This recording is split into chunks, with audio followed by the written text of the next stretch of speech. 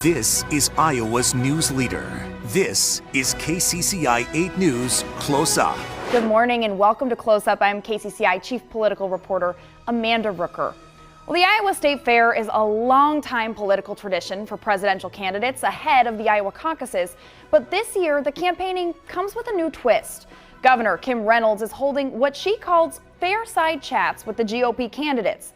12 candidates agreed to be interviewed by the governor on the fairgrounds. And KCCI was there as Larry Elder, Doug Burgum, Mike Pence, and Francis Suarez took the stage. They were the first 4 candidates the governor questioned. You know, as president, you said you would sign an executive order, and it's called the Blindside Initiative. Kind of prevents president and vice president's children relations. So talk a little bit about that and why it's so important and how you would do that. Well, that's one of the many things I intend to do when I become president, but it's to sign an executive order to stop all this graft, all this Hunter Biden stuff, Jared Kushner stuff. This is nonsense. And I'm going to be sitting down with my lawyers to make sure we can do it consistent with the First Amendment. But there's got to be something done about this. Harry Truman said, if you go into politics poor and you come out rich, you're stealing. Also, I am proposing an amendment to fix spending to a certain percentage of the GDP, with exceptions for war and for natural disaster. And that's because, as you well know, I've been around long enough to know every now and then there's this standoff about the raising the debt ceiling. And you and I both know, Governor, they're going to raise the debt ceiling because nobody wants to be responsible for the consequences about what would happen if we defaulted on our debt. Similarly, nobody wants to shut down government anymore when we have a budget standoff because a party that's perceived to be at fault will lose a coming election. So nothing gets done. The only way to restrain spending is to force the politicians to reform, and that's by law. The so-called entitlements programs. Even Bill Clinton used the word unsustainable to describe them. Barack Obama used the word unsustainable to describe them. Why then does nothing happen? Because the number one objective of most politicians, present company included, of course, is to get elected. Number 2 is to get reelected. And you don't get elected running to reform major programs, take stuff away from people. The other side will accuse you of not caring about the poor, the sick, the elderly. So the only way to reform this is to force them to do it.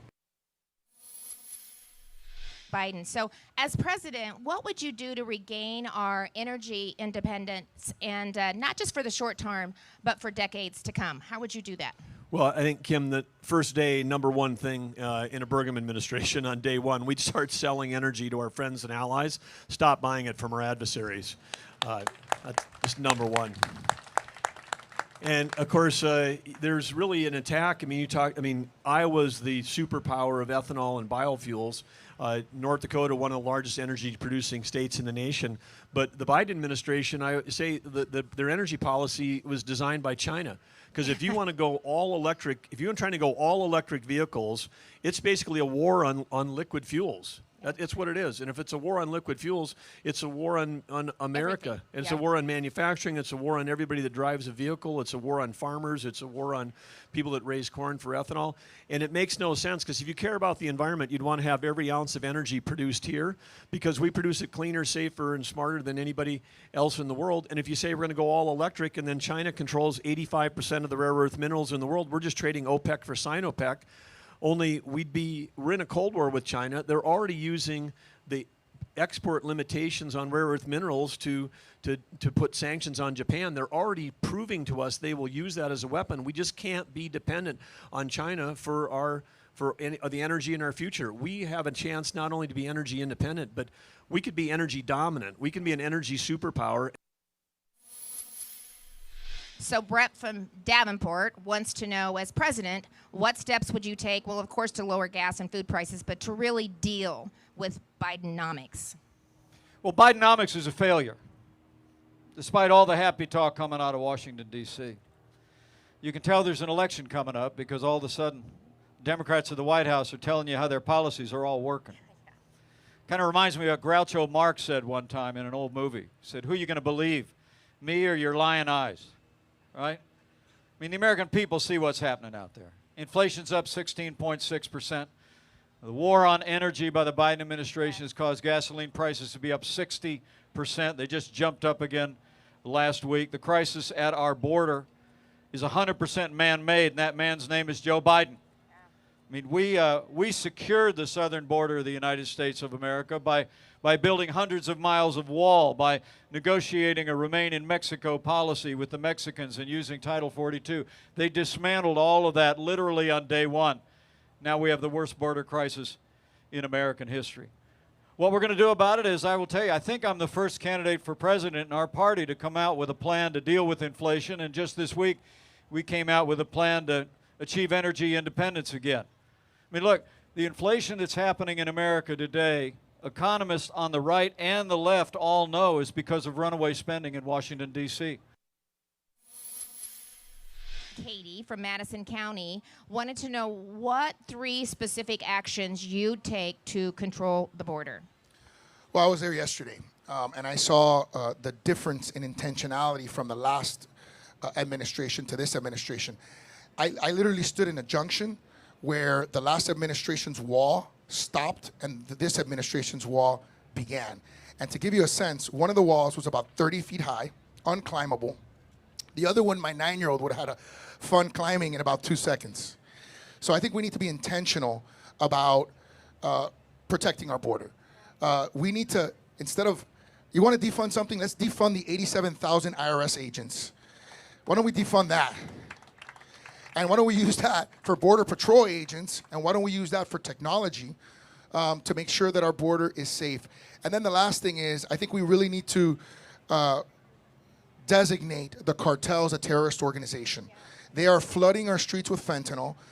80 to 90,000 Americans die every year. That is the equivalent of a 747 crashing every single day. Think about the national tragedy that was the submersibles that collapsed. Think about if a 747 were crashing every day. And that's not even to talk about the human trafficking crisis, which has now become a bigger revenue generator for the cartels than drugs. It's awful. I don't know how many of you have seen Sound of Freedom, but the executive producer, I don't know how many of you guys seen Sound of Freedom? Yeah? So it was executive produced in part by someone who lives in Miami, and he was telling me the story of what they do with kids. And as a father, it's just shocking. And we need to have a strong president that projects American strength. We have a president right now that is projecting weakness, and that is emboldening our enemies across the world to get more aggressive. And we're seeing that aggression, and it's creating problems for us. Yesterday, the governor spoke with Vivek Ramaswamy, Nikki Haley, and Ron DeSantis. Tuesday, she's scheduled to talk with Asa Hutchinson, Ryan Binkley, and Tim Scott. Then Friday, her Fairside Chats wrap up with Perry Johnson and Will Hurd. Those Fairside Chats take place at JR's South Fork Ranch near the Livestock Pavilion on the fairgrounds. Well, the governor's Fairside Chat is just one opportunity for fairgoers to hear from presidential candidates. The Des Moines Register is holding its traditional political soapbox in front of the Horner Service Center on the Grand Concourse. You can find a schedule on the Register's website. Well, before making his own state fair appearance, Florida Governor Ron DeSantis spent Friday campaigning in 6 different counties across western Iowa. I was there following along for the all-day road trip and asked DeSantis in an exclusive one-on-one interview about why he's going all in on Iowa. You've shifted to go all in on Iowa. Why make that shift and why make it now? Well, it really wasn't a shift. We always planned on Iowa, New Hampshire. These are states where you got to be on the ground. We just announced through the PAC announced county chairs in all 99 counties already. We visited 38 of the 99 counties here in Iowa. You know, we've done similar stuff in New Hampshire. So that's just the way I think you got to do it. You got to earn it.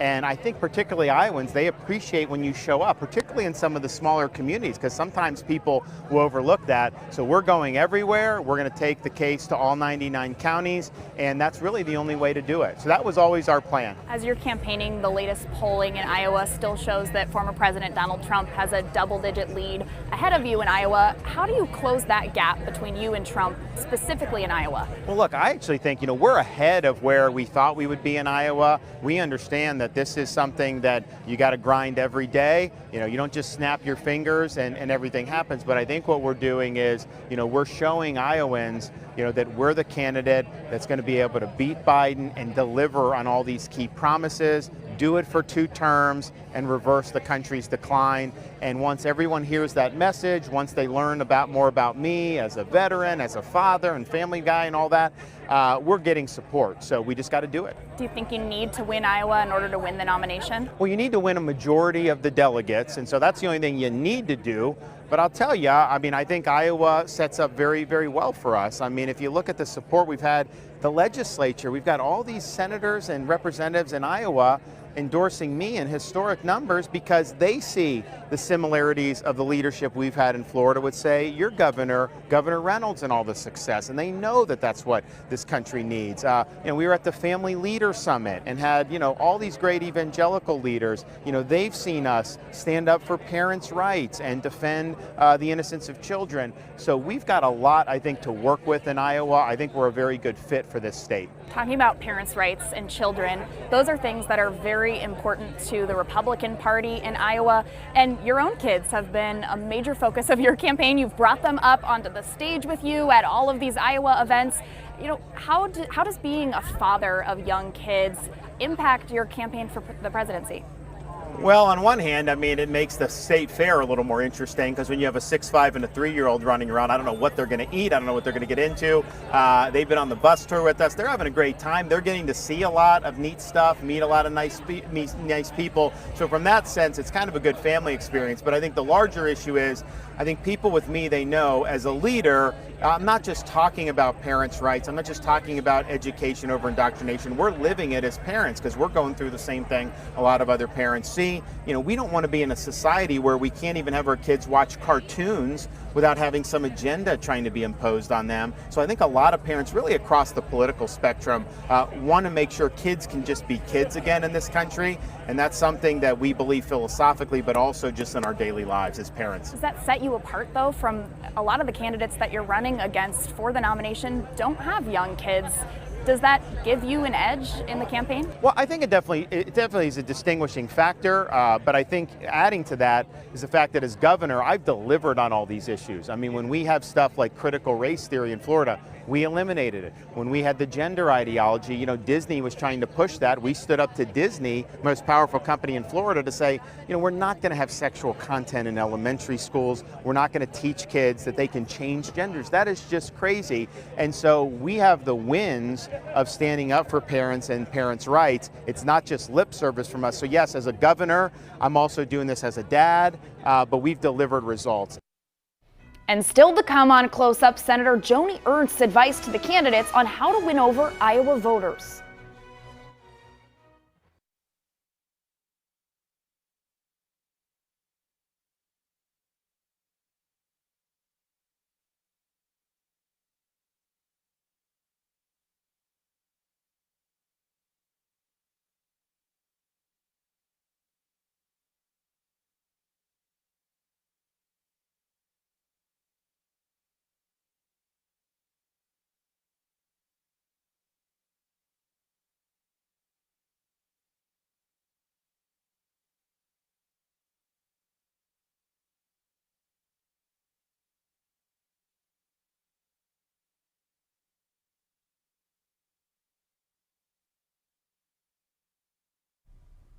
Iowa Senator Joni Ernst is a key advisor to many Republicans running for president, though she's pledged not to endorse any one candidate. She did tell KCCI's Alyssa Gomez what advice she has for the Republican presidential candidates trying to win over Iowans.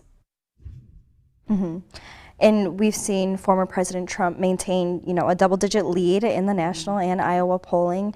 Is there any advice you can give to candidates that are trying to close that gap? Well, I do think he has a substantial lead out there in the polling. And for all of our candidates, the key is to connect with that Iowa voter. What can you share with them that is an inspirational message on how you want to move our country forward? How can you bring down inflation? Economy is one of the #1 top issues with Iowa voters right now. So what are the goals and objectives that you have for our nation? And will that resonate with that Iowa participant in the caucuses? So I think it's important that everyone get out, just gauge, what are the important issues to Iowans, and then focus on those issues. With that gap being so large at this point, do you think it's still an open race? I think there's still opportunity for everyone. And again, because we're first in the nation, I want to make sure that every candidate can come in, meet with as many people as possible, and really share their message. I do think that's important. But again, focusing on the issues that are important to Iowans, that is going to be key. If you can share a personal story with that Iowan as a candidate, it just brings you closer to them. So let's have all these candidates out there, get on the soapbox, get out there, visit with the governor, share your message. Next on Close Up, the case those presidential hopefuls made at an Iowa fundraiser.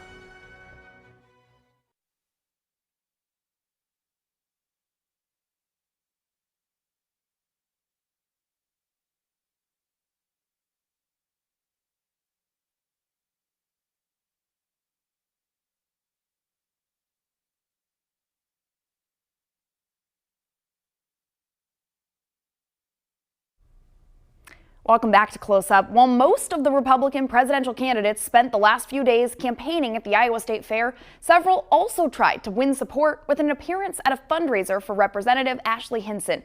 Each talked about their plans if they win the White House. When I am elected president, there are several things that I will do immediately. Number one, I will start finishing the wall. Let's face it. It is costing us $150.7 billion a year because of illegal immigrants, and we have more illegal immigrants in this country for the first time in history than legal immigrants. And I say that is ridiculous. Not only does it cost us so much money, we are poisoning our kids, poisoning our culture, and killing our kids with the fentanyl. I say we stop it. Number two, never again will we allow a minor to ruin their lives by having transition therapy. It'll never happen again. And number three, and I know many don't like this, I am going to shut down the Department of Education.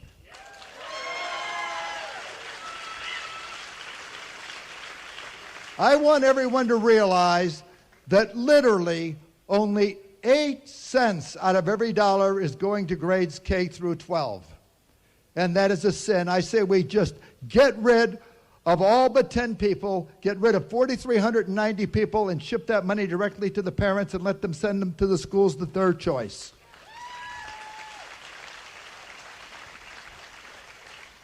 Now, the fourth thing is that I am going to shut down the FBI. We're dismantling it. The reason I say that is that we have too much corruption that's been going on for literally 45 to 50 years. What does it mean to be an American? It means we believe in the rule of law. And I say this as the kid of legal immigrants. That means your first act of entering this country cannot break the law. We will use the U.S. military to close that Swiss cheese of a southern border. That is what it means to stand for the rule of law in this country. Thank you. What does it mean to be an American? It means we believe in a radical dream that our founding fathers had. A radical dream that I have as a citizen, that the people who we elect to run the government ought to be the ones who actually run the government, not the deep state that actually runs the show today. So I've said that, look, if I can't be your U.S. president for more than 8 years and collect a paycheck from the taxpayer for more than 8 years, which I think is a good thing, then neither should any of those federal bureaucrats either. Replace the civil service protections with term limits for the bureaucracy. All right, that's how we revive a constitutional republic. When there are government agencies that should not exist, that have become so corrupted that they have lost their original purpose, from the FBI to the ATF, to the IRS, to the CDC, to the U.S. Department of Education, we will not just reform those agencies, no. We will get in there and we will shut them down. There is some simple principles in life. When you look at border security, enforce the law. Whenever you look at violence in our cities today, enforce the law.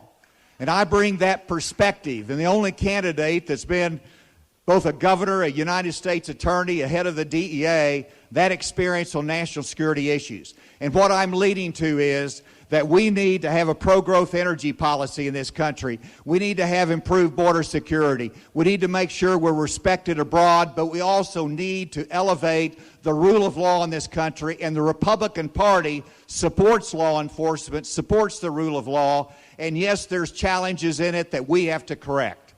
And so I have proposed a reform of federal law enforcement. I announced at the National Press Club in which we would pull the jurisdiction of the FBI away from drugs and give it to the DEA. We would shrink their responsibilities, hold them accountable. We would make sure it was transparent and Congress had oversight of the FBI. We would bring them within the Department of Justice so they're not operating their own. And yes, I would get a new Attorney General that would enforce the rule of law in a way that's fair for our country.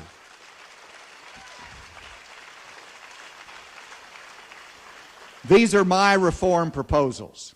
And so I just wanted to emphasize today, from my heart, that we are a party that believes in our justice system, but we want it to work fairly and we want it to work rightly for the people of our country. We need to take China head on. The way you do that is you say China will no longer buy any American soil whatsoever.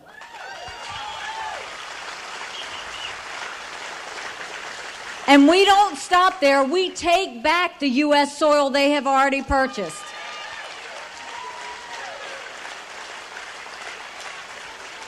That's a problem for our farmers. And you know, they bought the #1 pork producer in the country that's right here in Iowa, right? That's food insecurity. Then we'll go to our universities. We say you either take Chinese money or you take American money, but the days of taking both are over. We will get that Chinese infiltration out of our universities. We won't just stop the Chinese Communist Party. We will stop all foreign lobbying, period, to any of our members of Congress. We will get that out, and we will make sure that China knows we will stop all normal trade relations with China if they don't stop killing Americans.